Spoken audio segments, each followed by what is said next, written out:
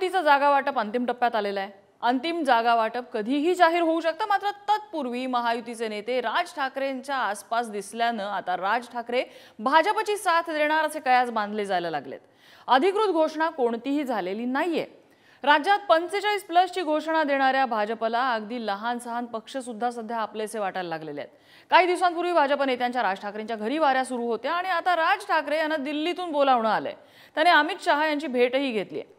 आता या भेटीमधनं राज ठाकरे यांना काय मिळणार हे लवकरच स्पष्ट होईल। मात्र काही महिन्यांपूर्वी भाजप आणि त्यांचे मित्रपक्ष यांच्यावर टीकास्त्र डागणारे राज ठाकरे आता भाजपला जवळचे कसे वाटायला लागले। शिवसेनेच्या फुटीनंतर ठाकरे नावाची एक पोकळी तयार झाली होती, ती भरण्याचा हा प्रयत्न आहे का? मनसेच्या वोट पॉकेट्सवरती डोळा ठेवून हा निर्णय होतोय का? तर दुसरी बाजू म्हणजे राज ठाकरेंना याची गरज का वाटली? ठाकरे नाव असून सुद्धा तेवढा करिश्मा नसलेले राज ठाकरे आता 1-2 जागांसाठी भाजपच्या वळचणीला जात आहेत का? दुसरीकडे 45+ घोषणा देणाऱ्या भाजपची स्वतःची ताकद किती आहे की सगळ्याच जागा, बहुतांश जागा मित्रपक्षांच्या जोरावर जिंकल्या जाणार आहेत? हाच आहे आपला आजचा चर्चेचा विषय।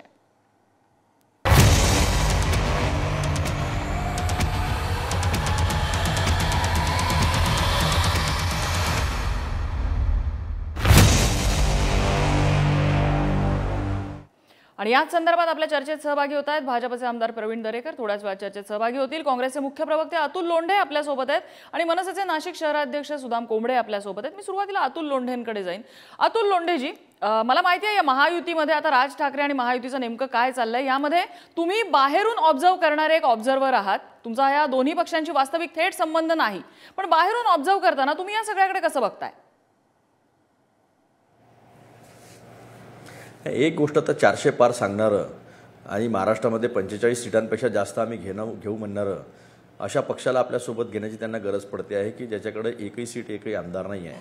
आणि 2014मध्ये 10 जागा लढल्या, पण नंतर जागा लढले नाही आणि मग मोदी आणि शहा यांच्या विरोधामध्ये प्रचंड मोठा प्रचार जो आहे 2019मध्ये केला, लावरे तो व्हिडिओ, हे त्यावेळेस फारच प्रसिद्ध झालं होतं। आणि कशा पद्धतीनं देश बर्बाद केला आर्थिकदृष्ट्या, सामाजिकदृष्ट्या, राजकीयदृष्ट्या ह्या भाजपनी, हे सगळं राज ठाकरेंनी समोर आणलं होतं। पण त्याहीपेक्षा महत्त्वाचं असं आहे की भाजप हा एक राष्ट्रीय पक्ष आहे। मग आता भाजपनी अशा पक्षासोबत युती करणं की ज्यांनी मराठीचा मुद्दा कसा घेतला होता, तर उत्तर भारतीय हिंदी भाषिक यांनी महाराष्ट्रामध्ये पायठेवणी नोकऱ्यांसाठी त्यांना मारलं, पाहिजे तसं मारलं, त्यांना बाहेर घालवण्यासाठी पाहिजे तसे आंदोलनं केले। ते सगळ्या लोकांनी आपण मागच्या 10 वर्षामध्ये बघितलेलं आहे। छठ मैयाची पूजा होऊ देणार नाही ही भूमिका घेतली। मग आता भाजप मनसेसोबत जाऊन उत्तर भारतीयांची मतं कशी मागणार आहेत, त्यांच्या जखमेवर मीठ सोडण्याचं काम भाजप करून राहिली। म्हणजे भाजप महाराष्ट्रात उत्तर भारतीयांना कशी मतं मागणार आणि तिकडे उत्तर प्रदेशमध्ये आणि बिहारमध्ये जाऊन कशी मतं मागणार, हा एक प्रश्न आम्ही सवाल उपस्थित करतो आहोत। एक जी भूमिका आहे राष्ट्रीय पक्षाची भूमिका ही सर्वांना घेऊन चालणारी आणि संविधानवादी असली पाहिजे, घटनेला अनुरूप असलेली पाहिजे। पण त्यांनी ही भूमिका घेतली नाही। मग आता त्यांनी सांगावं की ते कधी माफी मागतील भाजप। अगदी तुम्ही जसा हा प्रश्न विचारला तसे तुमच्या मित्रपक्षांनी काही सल्ले दिलेले आहेत। आपण बघूया संजय राऊत, रोहित पवार नेमकं काय म्हणालेले आहेत, त्यानंतर मी सुदाम कोंबडे यांच्याकडे जाईन। राजधानीत कोणी जात असेल तर त्याच्यावरती प्रश्न का विचारले जातात मला माहित नाही। काय मोदी शहांनी कोणावर बंदी घातली आहे का दिल्लीत येऊ नये? पण आमच्या कानावर असं आलेलं आहे की महाराष्ट्रामध्ये शिवसेनेला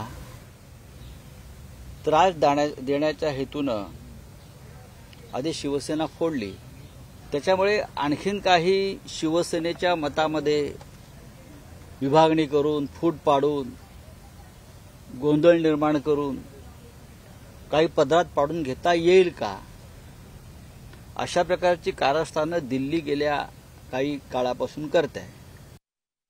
भाजपला आता कुठल्याही परिस्थितीमध्ये छोटे मोठे सर्व पक्ष घेऊन मतविभाजनी करता आली तर ती केली जाईल, नाहीतर त्या पक्षांना एकत्रित करायचं झालं तरी करता येईल। पण ज्या पक्षांना 2019ला महत्त्व दिलं जात नव्हतं अशा पक्षांना सुद्धा आज महत्त्व दिलं जात आहे। राज ठाकरे साहेब एक मोठे नेते आहेत, त्या बाबतीत त्यांनी विचार करावा। भाजपला आज जरूरत आहे म्हणून ते सगळ्यांना महत्त्व देतात, पण जेव्हा जरूरत नसते त्यांना बाजूला इतर पक्षांना टाकलं जातं। ह्या गोष्टीची जाण ठेवून महाराष्ट्र धर्म जपण्यासाठी राज ठाकरे साहेबांनी सुद्धा महाविकास आघाडीबरोबर प्रयत्न करावे असे एक नागरिक म्हणून माझ्यासारख्याला वाटतं। आणि मी सुदाम कोंबडे यांच्याकडे जाईन. सुदाम कोंबडेजी, पक्षाध्यक्ष तुमचे काय निर्णय घेतात तो सगळे कार्यकर्त्यांना बंधनकारक आहे वगैरे, ठीक आहे. कार्यकर्त्यांच्या मनात सध्या काय चालू आहे?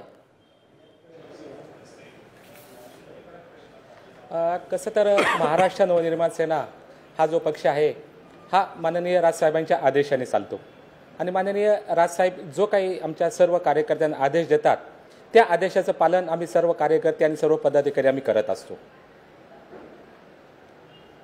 जी असं म्हणतायत की राज ठाकरेंना आता 2 जागांसाठी दिल्लीवारी जर करायला लागत असेल तर राज ठाकरे एकेकाळी कुठे होते आणि आता कुठे घसरलेली आहे त्यांची म्हणजे राजकीय क्षमता? नाही, कसं आहे की माननीय राजसाहेब जो काही निर्णय घेतात तो निर्णय आमच्या सर्व पदाधिकाऱ्यांना बंधनकारक असतो. मी या पहिलेच अगोदर आपल्याला बोललो होतो की आमचा पक्ष आदेशाने चालतो आणि पक्षामध्ये सर्व जे कोणी आहे ते माननीय राजसाहेब आहे. साहेबांनी जो आदेश दिला त्या आदेशाचं पालन करणारे आम्ही कार्यकर्ते आहोत. बर, पण तुमचेच साहेब ज्या लोकांच्या विरोधात काही महिन्यांपूर्वी बोलत होते आज त्याच लोकांशी जवळीक साधतायत, हे कार्यकर्त्यांना पटतं का?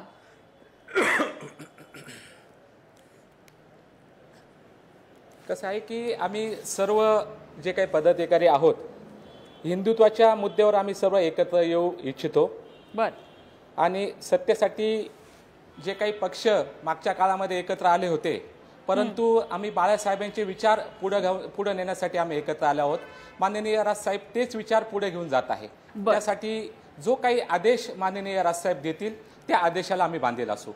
ठीक आहे. राज ठाकरे काही महिन्यापूर्वी त्यांनी एक विधान केलेलं होतं, आपण ते विधान ऐकूया आणि पुढे वळूया. आणि मला ना, मी तुम्हाला खरं सांगतो, मला ना माझ्या कडेवरती माझी पोरं खेळवायची आहेत.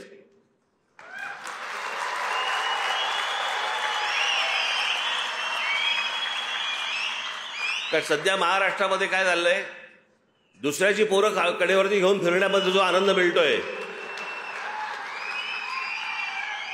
तसलं सुख नकोय मला. माझ्यात आहे ताकद तेवढी.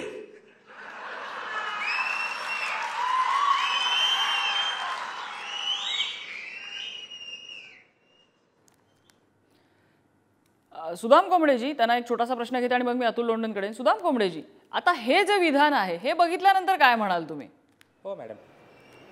हो मॅडम, माननीय तुम्हाला मी याच्या पहिलेच बोललो की साहेब सांगतात त्याचं आदेशाचं आम्ही पालन करत असतो. साहेब जे बोलले ते योग्यच बोलले. पण म्हणजे असं होत नाही का की काही महिन्यांपूर्वी ज्यांच्या विरोधामध्ये आम्ही भूमिका घेतली आज त्यांच्या बरोबर त्यांच्या खांद्याला खांद्या लावून त्यांच्याच उमेदवाराचा प्रचार करायची वेळ तुमच्यावर आली तर?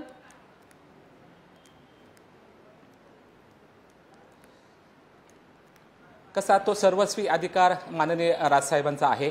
आम्ही आदेशाचं पालन करणारे आम्ही कार्यकर्ते आहोत. ठीक आहे. जो आदेश येईल त्या आदेशाचं पालन होत असतं महाराष्ट्र नवनिर्माण सेनेमध्ये. बर, ठीक आहे. प्रवीण दरेकर अगदी 1-2 मिनिटात चर्चेत सहभागी होत आहेत. मी अतुल लोंढे तुमच्याकडे येते. अतुल लोंढेजी, मनसेची या क्षणाला अडचण काय आहे की राजसाहेब सांगतील ते आम्ही करू, कार्यकर्ते आहेत ते आणि त्यांची साहजिक भूमिका आहे. मात्र या सगळ्यामध्ये 45+चा नारा जे भाजप देत आहेत त्यांच्या 45+ मध्ये भाजपचे किती आहेत हा अजूनही प्रश्नच आहे.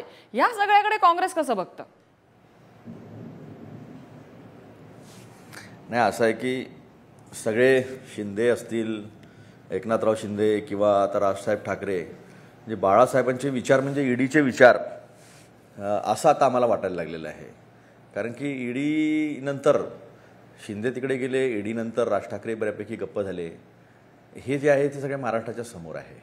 तर हे 45 आम्ही पुढे जाऊ म्हणणारे किती लोक यांनी वेगवेगळ्या पक्षातले घेतले, त्यांना मोठी मोठी पदं दिली. म्हणजे राजकीय साधन सुचिता जर कोणी मातीत मिळवली असेल तर ती भाजपने मिळवली या राज्यामध्ये. आणि ज्यांच्यावर आरोप केले म्हणजे अगदी नारायण राणेंपासून, म्हणजे आता ते तर म्हणजे he has become a icon of Hinduism असं ते स्वतःला प्रोजेक्ट करण्याचा प्रयत्न करतात आहेत. आणि त्यांच्यावर किती आरोप केले होते किरीट सोमय्या यांनी. म्हणजे किरीट सोमय्यांचं तसं आहे की ब्रश केला की चालू आरोप, हे घ्या पुरावे, हे माझ्याकडे पुरावे आहे. मग ब्रश करून नाश्ता करून निघाले कपडे घालून की चालले तिकडे ईडीकडे लोकांचे कागदपत्र घेऊन इन्कम टॅक्सकडे. आता कुठे गेले किरीट सोमय्या? आणि काय झालं त्या लोकांचं? कोणाला खासदारकी मिळाली, कोणाला मुख्यमंत्रीपद मिळालं, कोणाला उपमुख्यमंत्रीपद मिळालं, हे आपले सतरंजाच उचलून राहिले. तर ही वस्तुस्थिती जी आहे ती जनता बघत नाही आहे का?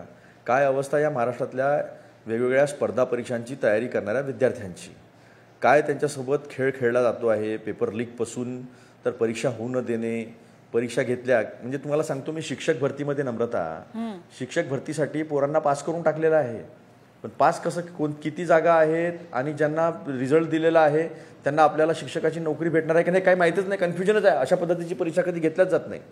हे सगळे काम जे आहे यांनी केलेले आहे. शेतकऱ्यांच्या अवकाळीच्या संदर्भात काय झालं, खरीपामध्ये अतिवृष्टीत पीक गेलं, रब्बीमध्ये पण गेलं, आताही आमच्या इकडे तर काल परवा गारपीट झाली. या सरकारने कुठंच कोणाच्या मागे उभे नाही राहत नाही. त्यामुळे स्पष्टपणे दिसत आहे की यांना आपण हारलेलो आहे माहिती आहे. त्यामुळे शेवटला प्रयत्न जो आहे तो प्रयत्न आता एक तर इलेक्शन रीक करणे ईव्हीएमच्या माध्यमातून किंवा मग छोटे छोटे पक्ष आहेत त्यांना जवळ घेता येतं का, त्यांच्या काही मतांची बेरीज आपल्याला करून आपली इब्रत वाचवता येईल का. कारण आता ओपिनियन पोलवाले पण कन्फ्यूज आहे नम्रताजी. मी आता नॅशनल लेवलच्या ओपिनियन पोलला पण बसत असतो. कोणी सांगता आम्हाला 3च मिळेल, कोणी म्हणतं 20 मिळेल, आतापर्यंत 28 मिळत होते, 38 मिळत होते. म्हणजे आता ह्या ओपिनियन पोलला काय म्हणायचं. आणि राहुल गांधींच्या यात्रेमध्ये एवढ्या मोठ्या प्रमाणावर जनता रस्त्यावर आहे आणि जनता आपापले दुःख सांगत आहे, राहुलजींपर्यंत जाऊ शकत आहे. कोणता ओपिनियन पोल आहे हा कसा ओपिनियन पोल आहे आणि काय याचा अर्थ आहे. तर या गोष्टी ज्या आहेत त्या सर्व स्पष्टपणे समोर आलेल्या आहे. जनतेमध्ये यांना पाठिंबा राहिला नाही, यांच्याकडे विजन नाही आहे. 15 लाखाचं उत्तर नाही आहे, 2 करोड रोजगार दरवर्षीचं उत्तर नाही आहे, यांच्याकडे शेतकऱ्यांचं इन्कम 5 वर्षात दुप्पट करणार होते त्याचं उत्तर नाही आहे. ज्या गोष्टीवर जीएसटी लागला नाही पाहिजे त्या गोष्टीवर यांनी जीएसटी लावलेला आहे. आणि आता इधर से ईडी इन्कम टॅक्स सीबीआय डालो, उधर से इलेक्ट्रल बॉन्ड निकालो. इलेक्ट्रल बॉन्ड हा जगातला सर्वात मोठा फ्रॉड जो आहे तो फ्रॉड पुढे आलेला आहे सुप्रीम कोर्टामुळे. तसाच पीएम केअर्सचा उद्या येईल. असं म्हटलं जातं की नोटबंदीमध्ये सुद्धा 3 लाख कोटीचा घोटाळा झालेला आहे. तर हे सगळे घोटाळे जे आहे हे काही लपून राहणार नाही ना. तर हे सगळं समोर आलेलं आहे. एक यामध्ये आहे की आता भाजप ज्या पद्धतीने राज ठाकरेंना जवळ करतंय, ज्या पद्धतीने त्यांना वेगवेगळे प्रस्ताव दिले जात आहेत, त्यांना जवळ आकर्षित करण्याचा प्रयत्न केला जातो, कदाचित काही जागांची ऑफरही दिली गेली असू शकेल. हे कशामुळे, म्हणजे फक्त मनसेचे काही ठराविक पॉकेट्स आहेत त्याच्यावर डोळा ठेवून आहे की शिवसेनेच्या फुटीनंतर एक ठाकरे नावाचा जो व्हॉइड निर्माण झाला होता तो व्हॉइड राज ठाकरेंच्या रूपाने भरायचा हा प्रयत्न दिसतो. तुम्ही एक ऑब्झर्व्हर आहात बरेच वर्षापासून, काय तुम्हाला वाटतं? नाही आता तुम्ही ऑब्झर्व्हर काय, मी सरळ राजकारणामध्येच आहे. अगदी अगदी ऑब्झर्व्हर काय याच्यामध्ये की उद्धव ठाकरेंचा वोट बेस, उद्धव ठाकरेंच्या शिवसेनेचा वोट बेस, त्यांच्या शाखा काही मुंबईत हल्ल्या नाही. आता एकनाथ शिंदे आलेले आहे, तेच मुंबईमध्ये जास्त जागा लढू शकतील अशी त्यांची मागणी आहे किंवा लढवतील अशी त्यांची मागणी असं मी ऐकतोय. ज्या काही चर्चा आहे त्यांच्यातलेच काही हितसंबंधी हितचिंतक असतात ते आम्हाला सांगतात की असं असं होणार आहे. मग आता यांचा राज ठाकरेंचा प्रभाव जो आहे, मूलतः राज ठाकरे मोठे नेते आहेत त्यात काही डाऊट नाही आहे, उत्कृष्ट ओरेटर आहे ते. आता त्यांचा प्रभाव हा मुंबईमध्येच आहे. तर मग असं तर नाही आहे की ज्या पद्धतीनं काही दिवसापूर्वी की अजित पवारांच्या गटातले काही लोक काही लोक बीजेपीच्या चिन्हावर लढतील अशा बातम्या येतात आहेत. त्याच पद्धतीने एकनाथ शिंदेंनाही संपवण्याचा कार्यक्रम आहे का हा, राज ठाकरेंना पुढे करून एकनाथ शिंदेंना पण संपवायचं. ह्या गोष्टी ज्या आहे ह्या एक दुसऱ्याला कलाटणी देणाऱ्या. म्हणजे भाजपचं इंग्रजांची नीती अशीच होती की 3-4 जे एतद्देशीय राजे होते त्यांना एकाला सोबत घ्यायचं आणि त्याच्यासोबत घेऊन दुसऱ्याला संपवायचं. ही इंग्रजांची जी नीती आहे, फोडा आणि राज्य करा, ही भाजप जी आहे ती संपूर्ण देशभर राबवते आणि महाराष्ट्र त्याचं आता एक मोठं उदाहरण ठरतं आहे. हेच राज ठाकरेंचा लावरे तो व्हिडिओ आपण पाहिला आहे ना. यांची ब्लूप्रिंट लोकांना आवडली होती की हा एक व्यक्ती आहे की जो विकासाच्या संदर्भात बोलतोय, ब्लूप्रिंटच्या संदर्भात बोलतोय, जाती धर्माच्या वरती जाऊन बोलतोय. अशा पद्धतीचा विश्वास महाराष्ट्राच्या जनतेने यांच्यावर टाकला होता ना.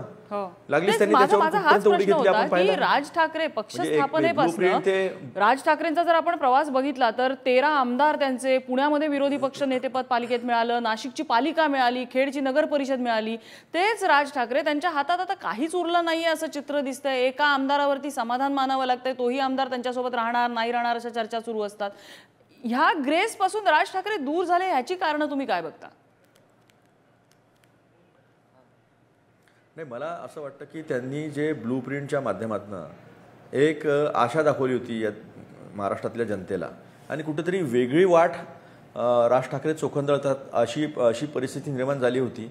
आणि म्हणून त्यांना पहिल्यांदा प्रचंड यश मिळालं होतं. कुठंतरी ते शिवसेनेला बाजूला करतील आणि बीजेपीला बाजूला करून प्रमुख पक्ष जो आहे तो महाराष्ट्रात त्या विचाराचा बनू शकतील अशा पद्धतीची एक परिस्थिती नक्कीच निर्माण झाली होती. एक तर त्यांच्यातलं भाषण शैली जी आहे त्यांची, जी कला त्यांना अवगत झालेली आहे, त्याचा पण एक फार मोठा प्रभाव होता. पण प्रत्यक्षामध्ये नाशिकमध्ये काय करू शकले ते बोलले ते सगळ्यांसमोर आहे. आणि ब्लूप्रिंट नंतर त्यांनी ज्या पद्धतीनं आपली भूमिका बदलत गेले. नरेशन तुम्ही जर बदलवलं तुमचं तर लोक तुमच्यावर कसा विश्वास ठेवणार आहे. नरेशन बदललं तुमचं. ब्लूप्रिंट नंतर तुम्ही तो लावरे व्हिडिओपर्यंत आले. लावरे व्हिडिओपर्यंत तुम्ही नव हिंदुत्ववादी झाले. आणि मग एक व्यक्ती जो विकास म्हणजे सगळ्या लोकांना सारख्या याच्यानं चष्म्यातून बघणार आणि लागलीच या धार्मिक याच्याकडे येणं याच्यामध्येच दिसतं की गोंधळलेली परिस्थिती झाली आणि गोंधळलेल्या परिस्थितीला जनता कधी मान्यता देत नाही. अगदी. प्रवीण दरेकर आहेत, आमदार प्रवीण दरेकर आपल्यासोबत आहेत. प्रवीण दरेकरजी, ठाकरे नावाचा जो व्हॉइड शिवसेनेतल्या फुटीवरनं निर्माण झालेला आहे तो ठाकरे नावाचा व्हॉइड कुठेतरी भरण्याचा हा प्रयत्न आहे आणि शिंदेना चॅलेंज द्यायचा हा प्रयत्न आहे भाजपचा राज ठाकरेंना जवळ करून, असं म्हटलं जात आहे. मला वाटतं आता आमचे मित्र अतुल लोंढे बोलत होते का? हो हो. आता कोण बोलत होतं? अतुल लोंढे बोलत होते. गोंधळलेल्या स्थितीत राज ठाकरे आहेत आणि काँग्रेस फार मोठ्या अगदी स्थितप्रज्ञ आहे.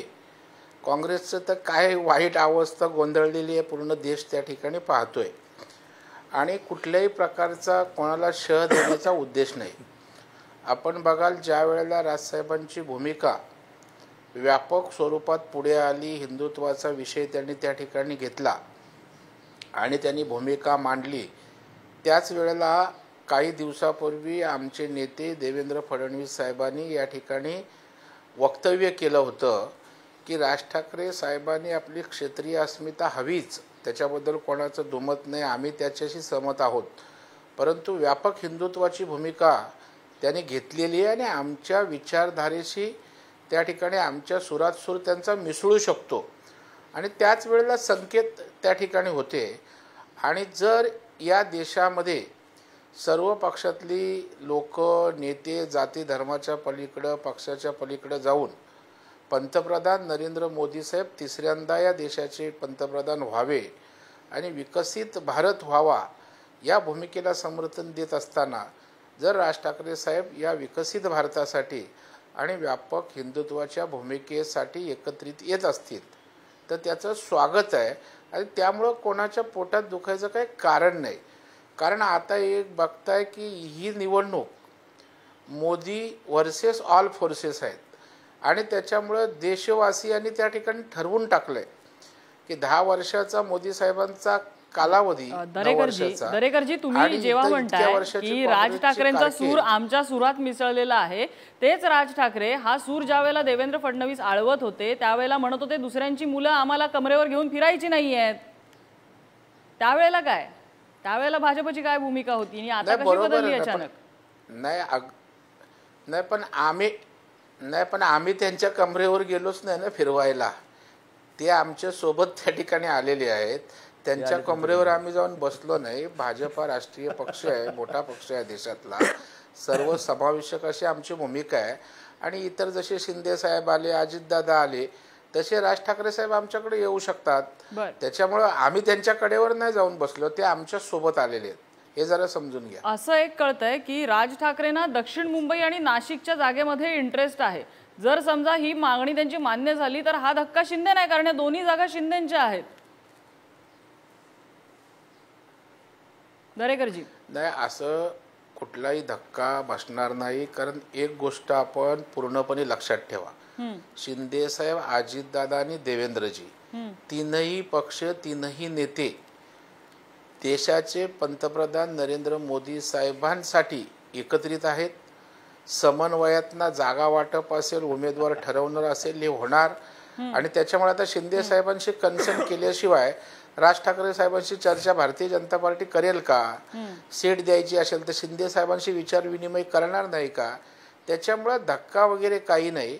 तिन्ही नेते, तिन्ही पक्ष समन्वयातनं या ठिकाणी एकत्रित आहेत आणि त्याच्यामुळे निर्णय घेताना सुद्धा कोणाला धक्का द्यायचा म्हणून निर्णय नाही आहे. विकसित भारतासाठी पंतप्रधान नरेंद्र मोदी साहेबांना पुन्हा एकदा त्या ठिकाणी विराजमान करायचं आहे म्हणून या ठिकाणी आमची महायुती आहे. त्याच्यामुळे एखाद जागा त्यांना गेली, एक जागा आम्हाला गेली, या एवढ्या छोट्या मानसिकतेतनं या ठिकाणी आमचे नेते बघत नाहीत. आणि त्याच्यामुळे एखाद दोन जागा कोणाच्या जात असतील तर तो धक्का देण्यासाठी किंवा कोणाला श देण्यासाठी असं अजिबात नाही आहे. बरं. शिंदे साहेबांच्या कन्सेंटनी जे काय होईल ते होईल. ठीक आहे. मी आपली वेळ संपत आली. मी थोडक्यात कॉमेंट घेते अतुल लोंढेंची. अतुल लोंढे, आता असं आहे की सुपारीबाज हे देवेंद्र फडणवीसांनी राज ठाकरेंना म्हटलेलं होतं. त्याचा व्हिडिओ माझ्याकडे आहे. आता सुपारीबाज जे आहे त्याच्यानंतरचा सिक्वल जो आहे तो आमच्या कडेवर. हा सिक्वल जो आहे तो आता दिसतोय की कोण कोणाच्या कडेवर. हा पिक्चर जो आहे तो येईल. आता दादा कोंडके नाहीत, नाही तर छान चित्रपट जो आहे तो नक्की आला असता. आता प्रवीण भाऊ जे आहेत जे काही बोलले आता राज ठाकरेंबद्दल, तर ते पण काय बोलले होते तेही आपल्याला माहिती आहे. तर परिस्थिती अशी आहे की जर विकसित भारताची हे चित्र आहे की प्रचंड प्रमाणात बेरोजगारी, महिलांवरचे प्रचंड प्रमाणात अत्याचार, 2 पोरी आत्महत्या करून घेतात अल्पवयीन आणि त्यांच्या वडिलांना विश्वास राहत नाही सिस्टमवर यूपीच्या, म्हणून तेही आत्महत्या करतात. एक व्यक्ती जाळून घेतो. 205 लाख कोटीचं कर्ज, 70 वर्षात 55 लाख कोटीचं कर्ज आणि 10 वर्षात 205 लाख कोटींचं कर्ज, खोटे मटनाटे आकडे आणि शेवटी इधर से ईडी इन्कम टॅक्स सीबीआय डालो और उधर से इलेक्ट्रोल बॉन्ड्स निकालू. हे आता फ्रॉड जो आहे हा फ्रॉड जगातला सर्वात मोठा फ्रॉड अगदी समोर आलेला आहे, पुराव्यांनिशी समोर आलेला आहे. जसा कॅगचा आला होता की 232 कोटी पर किलोमीटर जे आहे ते जास्ती पैसे फ्रॉड झालेला होता. तर हा विकसित भारताची संकल्पना जी आहे ती संकल्पना म्हणत आहे. 45 प्लस जिंकणारे 45 प्लस जिंकणारे कोण आहे? दरेकरजी बोला. अतुल लोंढे साहेब देवेंद्रजींच्या वक्तव्याची आठवण करताना राहुल गांधींनी बाळासाहेबांविषयी केलेली वक्तव्य, बाळासाहेबांनी काँग्रेसविषयी गांधी परिवाराबद्दल केलेली वक्तव्य, उद्धव साहेबांनी केलेली वक्तव्य ही पण जरा आणा ना समोर. त्याच राहुल गांधींना जाऊन बाळासाहेबांच्या इथं आता डोकं घासावं लागलं ना. उद्धव ठाकरे साहेबांना त्या ठिकाणी तुमच्या मांडीला लावून बसावं लागलं ना. निदान भ्रष्टाचाराचे आरोप नव्हते. चक्की पिसिंग नंतर सुपारीबाज आणि सुपारीबाज नंतर माझ्याकडे भ्रष्टाचारात बुडलेला पक्ष या देशामध्ये जेवढे सर्वाधिक स्कॅम झाले काँग्रेसच्या कालावधीत झाले. सुपारीबाज आणि आता माझ्याकडेवर की तुझ्याकडेवर हे आलं ना प्रवीण भाऊ. काँग्रेसच्या आरोप भ्रष्टाचाराचे होते ना. ईडी इन्कम टॅक्स सीबीआय नंतर प्रवीण भाऊ कसं येतं असताना 4 बोट आपल्याकडे ईडी इन्कम टॅक्स सीबीआय नंतर सगळं डेव्हलपमेंट आहे ना. आणि चांगल्या कोट्या म्हणजे किती संस्थांचा वापर करतात. अरे किती संस्थांचा नाही. साधं बोलणं वेगळं राजकारणामध्ये, साधी टीका करणं राजकारणामध्ये वेगळं, साधी टीका करणं राजकारणामध्ये वेगळं. त्याच बाळासाहेबांनी आणीबाणीचं समर्थन केलं होतं. त्याच बाळासाहेबांनी प्रतिभाताई पाटलांच्या वेळेस समर्थन केलं होतं. त्याच बाळासाहेबांनी मग जेव्हा आमचे प्रणव मुखर्जी होते त्यांच्या वेळेस समर्थन केलेलं होतं. राजकीय भूमिका घेणं वेगळं आणि भ्रष्टाचाराच्या संदर्भामध्ये भूमिका घेणं. वेळ संपत आले. मला अगदी शेवटची कॉमेंट सुदाम कोंबडे यांची घ्यायची. सुदाम कोंबडेजी, राज ठाकरे आता समजा भाजप सोबत गेले तर कार्यकर्त्यांना आनंद होईल का, की रोहित पवारांनी जो सल्ला दिला त्यांनी महायुतीचा विचार करावा तसा सल्ला काही कार्यकर्ते देतील राज ठाकरेंना? मॅडम, राजसाहेब जो काही निर्णय घेतील तो निर्णय आमच्या पक्षाला, आमच्या कार्यकर्त्यांना, आमच्या पदाधिकाऱ्यांना नेहमीच तो अभिमानाचा असतो. आणि राजसाहेब हे आदेश देत असतात आणि त्या आदेशाचं आम्ही पालन करत असतो. साहेब जो काही निर्णय घेतील तो आमच्या पक्ष पदाधिकाऱ्यांच्या हिताचा असेल, आमच्या कार्यकर्त्यांच्या हिताचा असेल, संपूर्ण महाराष्ट्राच्या हिताचा असेल. तोच निर्णय माननीय राजसाहेब घेणार आहे. ठीक आहे. असं म्हणतात आयुष्यामध्ये एकच सत्य असतं आणि ते म्हणजे बदल. आणि हा बदल खरं तर हे वाक्य राजकारणासाठी बदललं पाहिजे की राजकारणामध्ये एकच सत्य आहे, बदल. कुठे बदल दिसतो? नेत्यांची वक्तव्य, नेत्यांच्या भूमिका आणि त्याही पुढे जाऊन नेत्यांचे पक्ष. हे बदल आता वारंवार दिसायला लागलेले आहेत. निवडणुकीमध्ये काय निकाल येतो त्यालाच खरं तर आता आम्ही मतदार तरी सत्य मानतोय. विरोधक काय वेगळी भूमिका मांडतील ते त्यांची. पण या चर्चेसाठी आपल्याला अतुल लोंढे, सुदाम कोंबडे आणि आमदार प्रवीण दरेकर यांनी वेळ दिला. सगळ्यांचे आभार. या चर्चेचा धुरळा आजचा इथेच शमलेला आहे. उद्या पुन्हा एकदा नवीन विषयासह भेटूया. पाहत रहा पुढारी न्यूज.